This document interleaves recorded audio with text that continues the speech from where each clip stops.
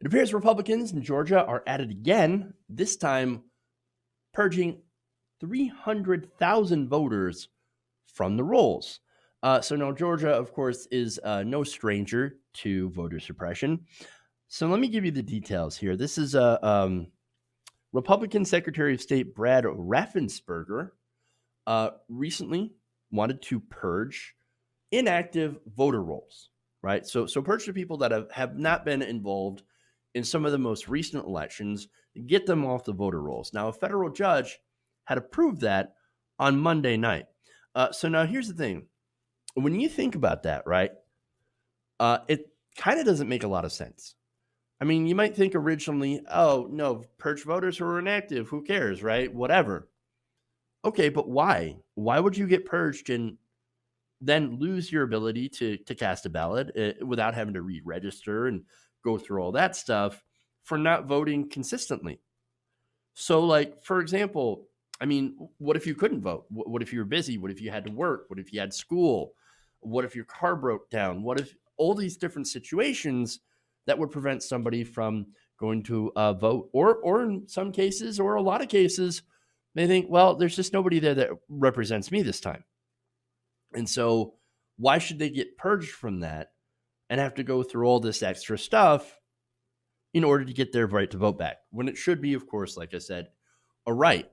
It is kind of strange in really thinking about this comparison, right? What if you lost your right to own a gun without having to register for it? Oh, no, you got to re-register for your gun for you to own, in order for you to keep it in your home. I mean, if somebody came up with that law, Republicans would flip out. Their hair would be on fire. But when it comes to an inherent right like voting, oh no, you got to jump through this hoop. You got to register. You got to present ID. It's actually easier to get a gun in some places than it is for you to actually cast a ballot, which is insane in this country. But it is by design because they don't want people voting. So, look, and here's the reason why they, purge people who are inactive, considered to be inactive. And this isn't talking about dead people, by the way. Dead people, yeah, that kind of makes sense. If you can prove a death certificate of that particular person, then sure, you can purge them. Some purges are necessary, right? But here's the thing.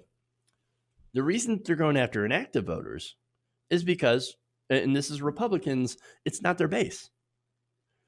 The people who turn out most regularly happen to be Republican voters. I mean, they turn out regular in the midterms, unless they end up on the dead voters list, which does often happen. And so, look, but again, you have mainly older, more affluent conservatives or people that are part of the church that are very extremely motivated, and they do have the time, or at least are able to make the time to vote in these elections. They are not affected by these purges. The other group of people that are more likely to miss voting are people that are Democrats generally. Students, people of color, the poor, people who might not have the chance to be able to get the day off to go and vote, which is why, of course, voting should be a national holiday instead of, again, having to work and having to go to school. And then, of course, they eliminate polling places in minority areas, which creates lines sometimes 2 to 3 hours long. Now, I live in, white small town America, right? So I don't have a lot of minorities in my area, even though we do have a college town. So we've got more than generally the rest of the area around where I live.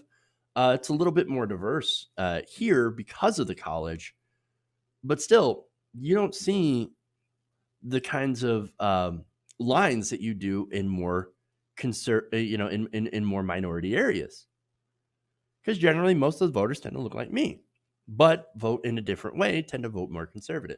So you can see why this is an issue, right? So now a lot of people worried that this is voter suppression, and I would agree with them. Lauren Grow-Wargo, CEO of Fair Fight Action, is a group that's founded by Stacey Abrams, by the way. She ran for governor in Georgia. She got beaten by Brian Kemp, and there was a ton of voter suppression in that state during that race.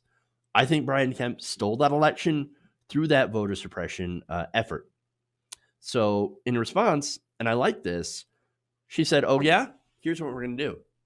Instead of sulking, instead of saying, oh, how terrible, right? Woe is me, and trying to further her political career, she instead went and created a group to try to combat voter suppression.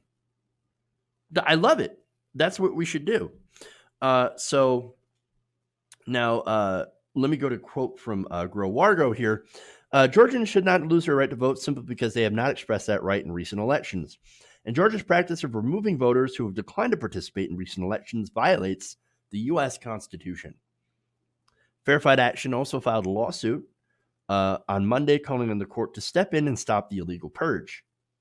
U.S. District Judge Steve Jones, however, allowed it to proceed, while noting that it could still order the reinstatement of voters removed from the rolls. So he let the purge continue, but says, don't worry, we could retroactively go and fix that. Not good enough, I don't think. You know how much of an impact this will have? The Georgia voter rolls are expected to shrink from 7.4 million to 7.1 million by Tuesday morning, according to Verified Action. 120,561 voters are being removed solely because they have decided not to participate in recent elections. So that is a big problem. And look, that's kind of the Republican plan to win. If you can't beat them, cheat them, right? Or more accurately, suppress them. Purge the rolls, close voting polling stations, do voter ID laws. You do all that, turns out you've got less voters, which is what they've been doing since the days of Paul Weyrich. Remember, he's the godfather of the modern conservative movement. Later on, going on to apologize for this statement, and I'm going to summarize, I'm going to paraphrase this. He basically said, we don't want people to vote. We don't want more people to vote. The goo-goo syndrome, right? You look that up, and you'll see what I'm talking about. But he says, look, the reason that we don't want more people to vote is because when more people vote, we tend to lose. The less chance we have winning when there are more people involved. Imagine being so against democracy. And again, to be fair, before he died, Paul Weyrich was like, I was completely wrong. I'm so sorry about this. But the Republican Party has proudly continued the tradition of voter suppression, especially in minority areas. And by the way, they're not just doing it in Georgia. They're also doing it in Wisconsin. They just purged 200,000 voters from the rolls, thanks to a lawsuit from a right-wing group. That is 7% of the total electorate in Wisconsin. And so this is a big problem. And look, one of the issues here, and this is according to Shante Nelson, this is Wisconsin State Director of All Voting is Local. It's a pro-voting rights group. She said, quote, voter purges pose a distinct threat to our democracy, causing disproportionate harm to the very voters who have been long disenfranchised, people of color, low-income voters, and those who move frequently. This flawed ruling doesn't provide enough time or notice for voters to comply. I thought there were supposed to be rules on this stuff. Like you can't have it within X days in an election. I don't know. All I know is that this is a huge attempt at voter suppression. We should be expanding the right to vote. We should be expanding access to vote and make it easier for people to get involved in our political process. Instead, you have clearly one specific party that wants to do everything to restrict that right in order to have a political advantage. Hey guys, hopefully you enjoyed that free video. Now I'm going to have to ask you a favor. Between the demonetization and the YouTube algorithm messing around with view counts, etc., we're having a hard time adjusting to the new YouTube reality, which is where you guys come in. See, we have a patreon.com/TYTNation set up to help us rely on you guys, the viewers, instead of big corporate ads. Look, you know the show. You know I'm not in favor of big corporations anyway. So help us transition away from relying on the ad model to pay the bills and sign up to be a patron, patreon.com/TYTNation. That goes a long way to help us keep the lights on. And you guys will know that you're supporting independent progressive media.